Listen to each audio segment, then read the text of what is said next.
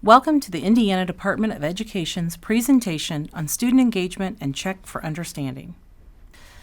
By the end of this presentation, participants will be able to define what student engagement is, as well as what the 5 levels of engagement are and the level of engagement most often found in their classroom. Participants will also learn how to move students toward more authentic engagement by exploring strategies designed to increase student engagement. Also, participants will understand what Check for Understanding is and its importance in the classroom.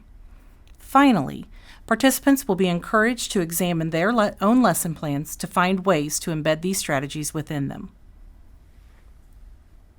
It is important that we are speaking the same language in regards to student engagement. Take a few minutes to discuss what student engagement means to you and develop a collective definition at your table of what you believe it means. Once you have reached consensus, have one person record and post your table's definition. Compare your group's definition with the others in the room.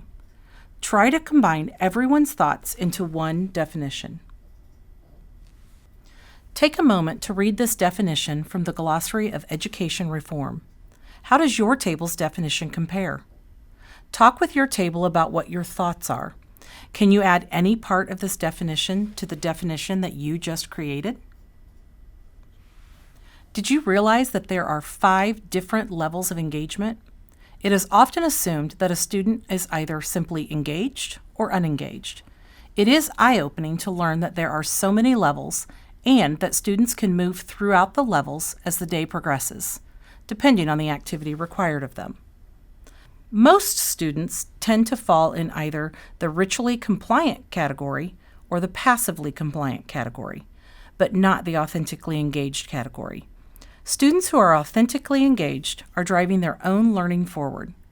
We, as educators, need to figure out what we can do to challenge our students to reach this level.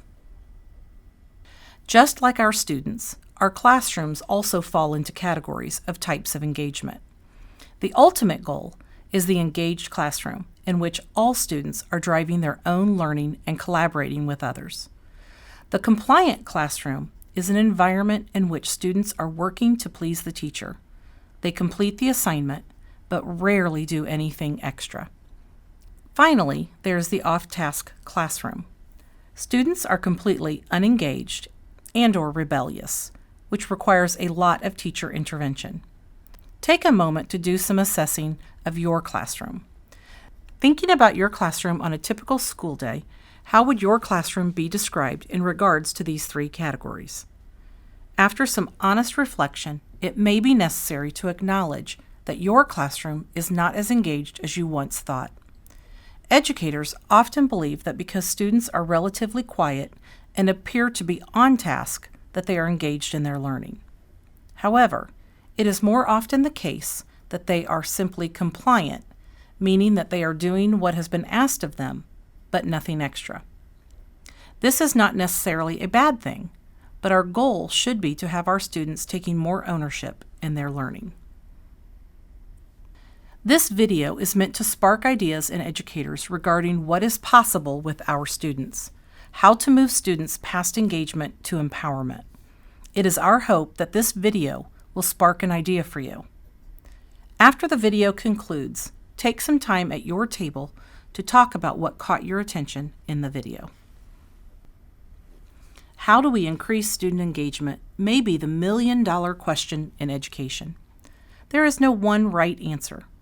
Instead, we have to fill our bag of tricks and rotate our strategies until we find that perfect combination for our students. We must also understand that it is critical to constantly change our approach and seek out new strategies. Relying on 1 or 2 strategies will quickly fade in effectiveness. The 10-to-2 strategy is not new. However, for some reason, we forget that students need time to discuss their learning with their classmates. We tend to get caught up in the idea that our classroom needs to be a quiet zone, so that if someone walks in, they will think that we have control of our classroom. How many times have we, as educators, been presented with a new strategy or idea in a staff meeting and needed to talk with our colleagues about how to implement it? ask a clarifying question, or just need time to process. Just like us, our students need that time to process new information. We need to be careful not to overload our students' brains without giving that process time. Take a few minutes to talk at your table about how often you give your students time to question each other or to simply talk about what they have learned. I know that I cannot sit in a chair all day long. I need to get up, stretch my legs, stand at my desk and work, or just walk around the office for 30 seconds. 4 corners is a strategy that can be used at any point in the day. You ask your students a multiple choice question, and each corner of the room is designated as one of the answers, A, B, C, or D. After students have chosen a location to correspond with their answer choice, then you reveal the answer. This strategy is a great support for struggling students. Whiteboards are also a popular strategy. This will enable you to quickly scan the room to see which students have a grasp on the content and which students who may need more support from you. Finally, simply having students stand up when they are finished allows for movement and is a great visual for you to know when you can move forward. Students love the opportunity to move, even a little, and will surprise you at how efficiently they can do this. Make sure that you have set up the activity with clear expectations and directions. Students should know that how they participate today will determine how the lesson's activities will be developed for tomorrow. Show me you can handle it, and we will do more. Take a few minutes to discuss with your colleagues some other ways to incorporate movement into a lesson. Just like us, students want to know how they are doing. It is imperative to make sure that students are receiving positive feedback as well as the constructive feedback. Try your best not to leave students guessing how they are doing until it is too late.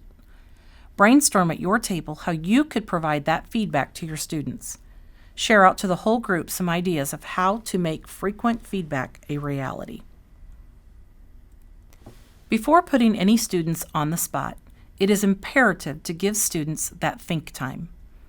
By waiting these few seconds, it gives all students the time to gather their thoughts.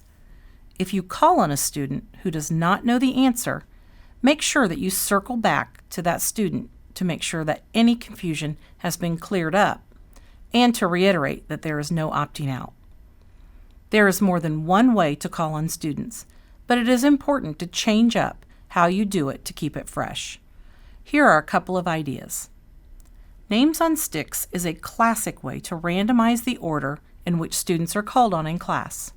It is up to you if you return their name to the cup for another chance to be called on, or remove their names until all students have had an opportunity to be chosen.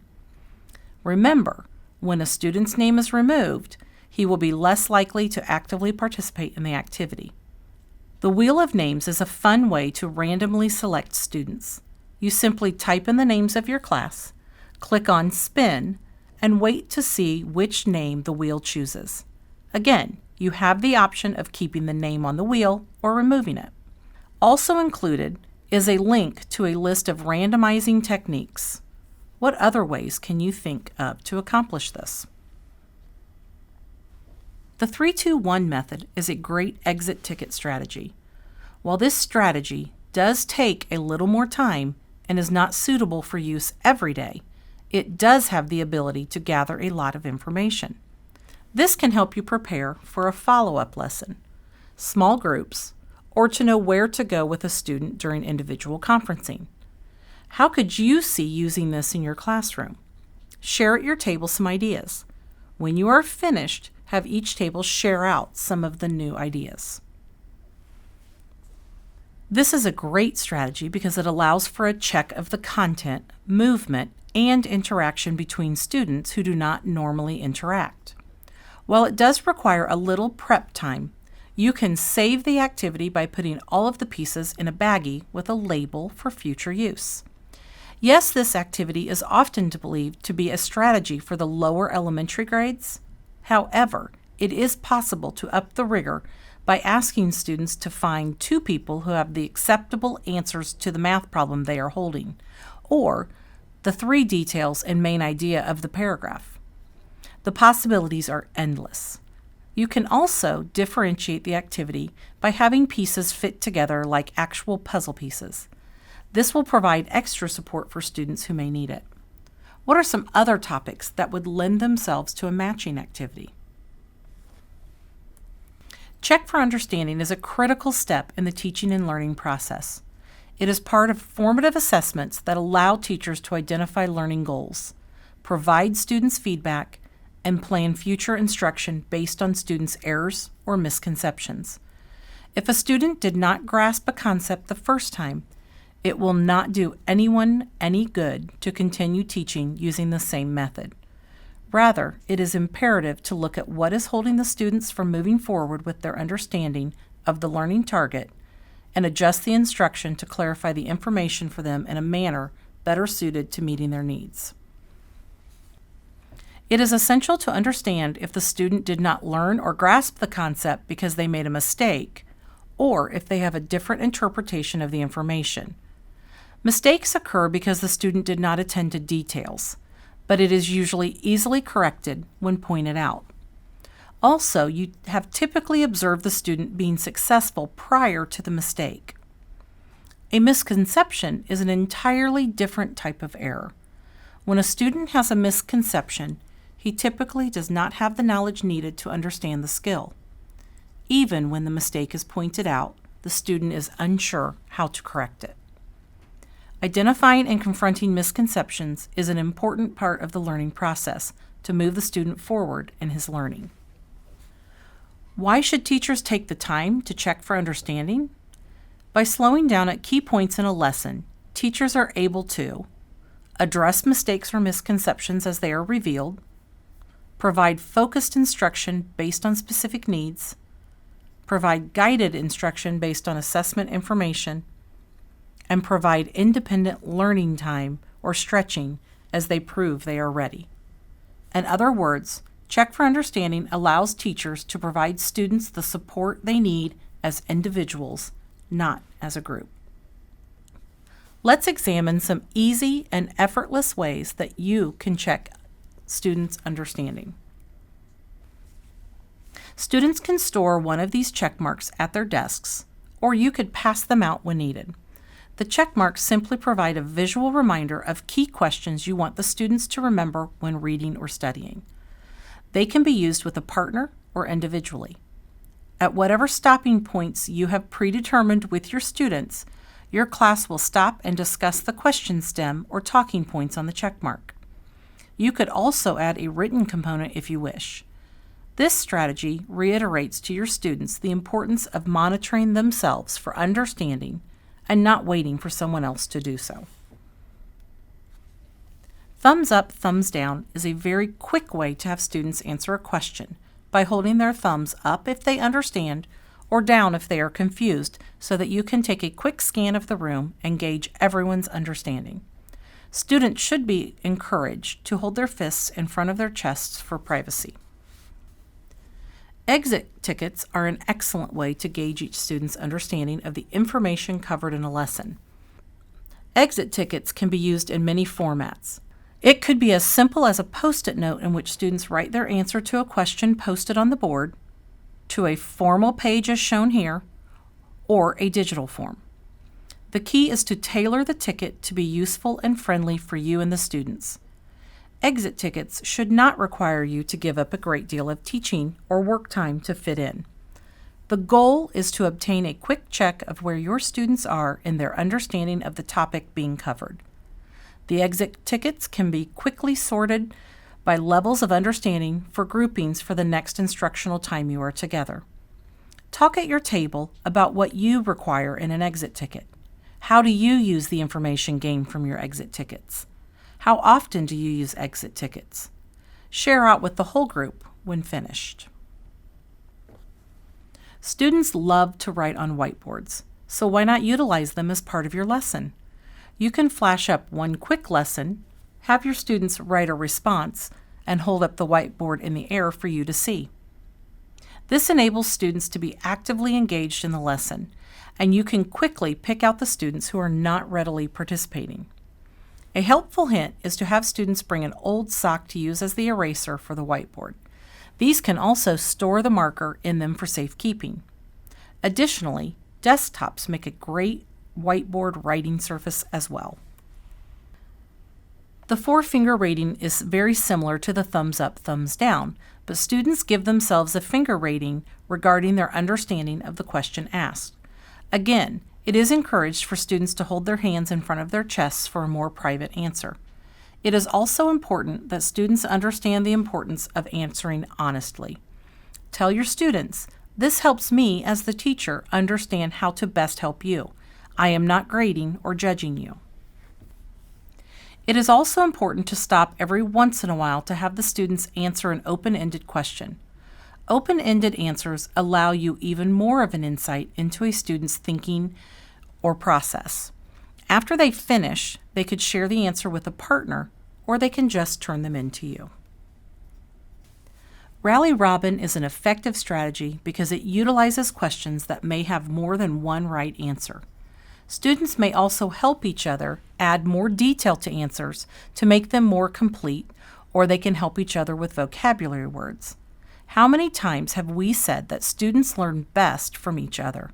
Let's use students to assist each other whenever possible. Plickers was made by a teacher for teachers. It is just one of many technology apps available to utilize in the classroom for Check for Understanding. Plickers is easy to use and can be added to any lesson at any time once the app has been downloaded to your phone and your classroom information has been added to the website. Teachers are able to quickly scan the room and spot check students' understanding at that moment. Each student is given a card that has been assigned to them by number. Each card has a shape with each side labeled A, B, C, or D. The student simply rotates his or her card so that the answer at the top of the card is the answer they chose for the question. The teacher then uses the mobile app to quickly scan the room, capturing each student's sheet, and the data immediately transfers to a graph on the screen. Questions may be multiple choice or survey format. This video will show Plickers in action in a classroom. It is encouraging to see young students having such an easy time manipulating the materials. Check out this comprehensive list of unique ways to check for understanding. Talk at your table about 3 strategies that have your interest. Check out this comprehensive list of unique ways to check for understanding from Engage New York. What strategy caught your interest as a new and creative way to check your students' understanding? How many of us have asked ourselves, "So, I have checked in with my students' understanding and collected some data around my lesson. What do I do with all of this information?" There are many ways to use this information. Just please don't ignore it. Use your professional judgment as to how to best respond to your students' needs. Does the student just need to have the mistake quickly pointed out so that he may simply correct it? Does the data indicate that enough students are struggling that I need to reteach the lesson in a different way? Rather than reteaching whole group, is there just a smaller group that would benefit from reteaching in a small group setting? Or, how can I push those students who have already mastered the concept and are ready to move forward? The most important step is to analyze the data and then do something with it. Do not just file it away and forget about it. Let's see some strategies in action. This video will demonstrate several strategies. Which is your favorite? Which strategy are you already using? Which strategy do you want to use first? Click on the picture, Check for Understanding, and then share your thoughts with your table. Time to make Check for Understanding a reality in your classroom. After some honest reflection, think of which strategies would best fit into your lesson plans. Pick those and write them on your lesson plan. Who can you count on at school to hold you accountable to implementing them? The sooner you jump in and try one, the easier and more natural it will be to keep building your expertise with Check for Understanding. At this time, try to implement these strategies or some you have brainstormed in your lesson plans. If you are feeling overwhelmed, then just choose 1 or 2 a day and start there. As you become more comfortable, We encourage you to incorporate strategies into every lesson.